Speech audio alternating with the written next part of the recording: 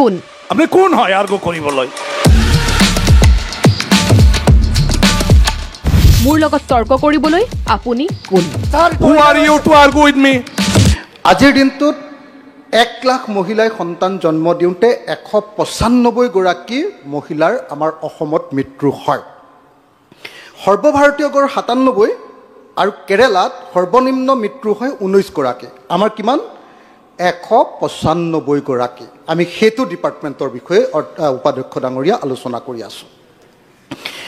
আমাৰ মুখ্যমন্ত্ৰীজনে অসমক শ্ৰেষ্ঠ ৰাজ্য 1 নম্বৰ ৰাজ্য কৰিম বুলি কয়, অকল এইটোতে অসম 1 নম্বৰ ৰাজ্য হৈ আছে মেটাৰনেল মৰ্টেলিটি ৰেটত। মানুহ আমাৰ গৰ্ভৱতী মহিলা কি কয় প্ৰসূতি মহিলা মৃত্যুৰ ক্ষেত্ৰত 2 নম্বৰ। দ্বিতীয়টো হ'ল ইনফেণ্ট মৰ্টেলিটি ৰেটত আমি গোটেই ভাৰতবৰ্ষৰ ভিতৰত 4 নম্বৰ। গোটেই ভাৰতবৰ্ষৰ ভিতৰত দেই, গোটেই ভাৰতবৰ্ষৰ ৰাজ্যবিলাকৰ ভিতৰত 4 নম্বৰ। এইটো আটাইতকৈ ইণ্টাৰেষ্টিং কথা যে আমাৰ 1000 শিশুৰ ভিতৰত 36টা শিশুৱে মৃত্যুবৰণ কৰে। আজিৰ দিনটোত 36টা শিশুৱে মৃত্যুবৰণ কৰে। আমি সেইখন ৰাজ্যত বসবাস কৰিছোঁ আৰু সেইখন ৰাজ্যৰ আমি সেই ডিপাৰ্টমেণ্টটো নাৰী আৰু শিশু কল্যাণ বিভাগটোৰ বিষয়ে আমি আলোচনা কৰি আছোঁ। আজিৰ দিনটোত আমি দেখিছোঁ যে ইয়াতে মই গোটেই বস্তুখিনি পঢ়ি লৈ দেখিলোঁ যে আজিৰ দিনটোত আমাৰ এনেকুৱা ধৰণৰ মানে গৰ্ভৱতী মহিলা, লেকটিক মাৰ্ডাৰ, শিশু, এই গোটেইবিলাকক ধৰিলে পাক বিদ্যালয়ৰ শিশু, এইবিলাকক ধৰিলে আমাৰ হিতাধিকাৰীৰ সংখ্যাটো 37,40,542 গৰাকী। ইমানখিনি মানুহক আমি যত্ন লওঁ। এই ইমানখিনি মানুহক যে আমি যত্ন লওঁ, তেওঁলোকক খুৱাবৰ কাৰণে এটা খাদ্য দিওঁ, গৰ্ভৱতী মহিলাবিলাকে যাতে ঠিকমতে পুষ্টিহীনতাত নুভুগে, যাতে পুষ্টিটো ঠিকমতে পায়। যিটো খাদ্য দিওঁ উপাধ্যক্ষ ডাঙৰীয়া, সেইটোৰ নাম ইনষ্টেণ্ট ডাল খিচিৰি আৰু এটা হ'ল মাল্টিগ্ৰেইন চুজি হালোৱা। এইটো অকল ঠিকাদাৰক পইচা দিবৰ কাৰণে কৰা হৈছে। এইটো এতিয়া মানুহে নাখায়। সদায় ছ'চিয়েল ৱেলফেয়াৰ ডিপাৰ্টমেণ্ট, আগতে ছ'চিয়েল ৱেলফেয়াৰ আছিলে, এতিয়া নামটো বদলি হৈছে। এই ডিপাৰ্টমেণ্টটোৱে সদায় ঠিকাদাৰক খালি কাম দিয়ে, ঠিকাদাৰক পইচা দিবৰ কাৰণে ডিপাৰ্টমেণ্ট এইটো। এই ডিপাৰ্টমেণ্টটোৱে এতিয়া এনেকুৱা ধৰণৰ খিচিৰি খুৱাইছে, এনেকুৱা ধৰণৰ মাল্টিগ্ৰেইন চুজি হালোৱা দিছে, যিটো কোনো পধ্যে মহিলাসকল আৰু শিশুবিলাকে নাখায়। গতিকে এই গোটেই ঘটনাটোৰ ওপৰত উপাধ্যক্ষ ডাঙৰীয়া তদন্ত হ'ব লাগে। উপাধ্যক্ষ ডাঙৰীয়া, আপুনি যদি মোক অনুমতি দিয়ে, মই লৈ আহিছিলোঁ, বাহিৰত আছে যে এই খাদ্যটো মই লৈ আহিছিলোঁ টোপোলাবিলাক। আপুনি যদি অনুমতি দিয়ে, মই খাদ্যবিলাক আপোনাৰ হাতত জমা দিব খোজোঁ, যাতে মন্ত্ৰী, আপোনাৰ টাইম কম হয়, যাতে মন্ত্ৰী ডাঙৰীয়াই হেৰি কৰিব পাৰে। দ্বিতীয় কথা, আমাৰ যিটো অংগনবাদী চেণ্টাৰটো গৰু গোহালিটোতকৈ বেয়া।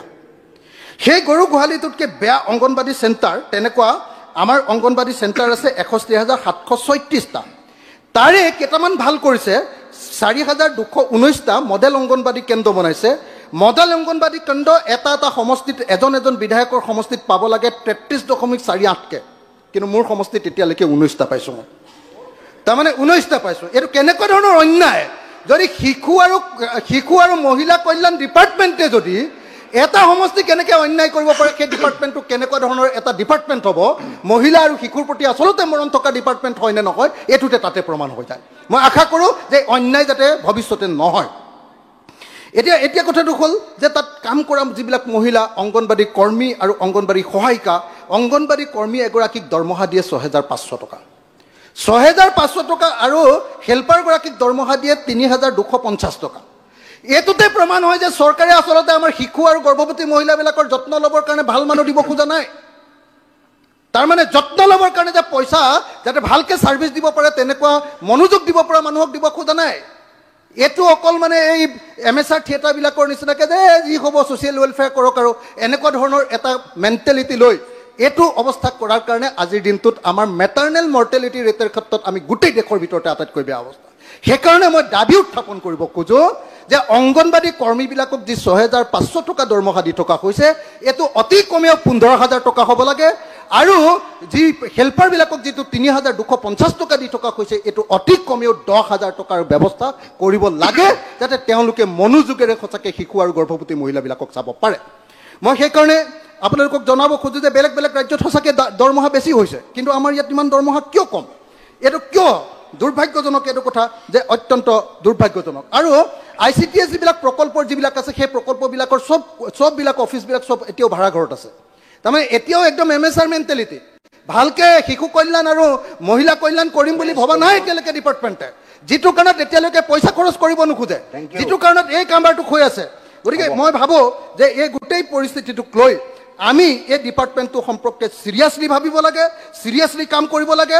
আৰু এটা কথা, এই ডিপাৰ্টমেণ্টৰ ভিতৰত নপৰে, কিন্তু তথাপিও মই এই বাক্যটো কৈ যাওঁ, সেইটো হ'ল যে দিব্যাংগসকলক এতিয়া অৰুণোদয় দিয়াৰ কথা কৈছে। কিন্তু মোৰ সমষ্টিত দিব্যাংগ আছিলে 1139 গৰাকী, কিন্তু এতিয়ালৈকে অৰুণোদয় পাইছে 873 গৰাকীয়ে, কিন্তু বাকীবিলাকে 262 গৰাকীয়ে এতিয়াও অৰুণোদয় পোৱা নাই। ইফালেদি তেওঁলোকৰ দিব্যাংগ পেঞ্চনটো বন্ধ হৈ গ'ল, এইফালেদি অৰুণোদয় তেওঁলোকে পোৱা নাই। এটা এটা ভয়ানক ঘটনা। মই ভাবোঁ যে যদিও তেখেতে হয়তো ক'ব যে এইটো শিশু কল্যাণত নপৰে, গতিকে এইটো কৰাৰ ব্যৱস্থা গ্ৰহণ কৰিব লাগে। আমাৰ বহুত মানে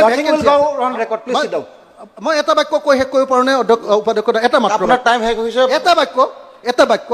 আমাৰ শিৱসাগৰত মানে একদম ভেকেঞ্চি আছে অংগনবাদী কৰ্মী আৰু সহায়িকা। আমাৰ 5টা অংগনবাদী কৰ্মী আৰু সহায়িকাৰ ক্ষেত্ৰত 7টা ভেকেঞ্চি আছে। গোটেই ৰাজ্যখনতে তেনেকুৱা ভেকেঞ্চি আছে। অনতি বিলম্বে নিযুক্তি দিয়াৰ ব্যৱস্থা কৰিব লাগে। মই এই দাবী উত্থাপন কৰিলোঁ। Honourable member Kamal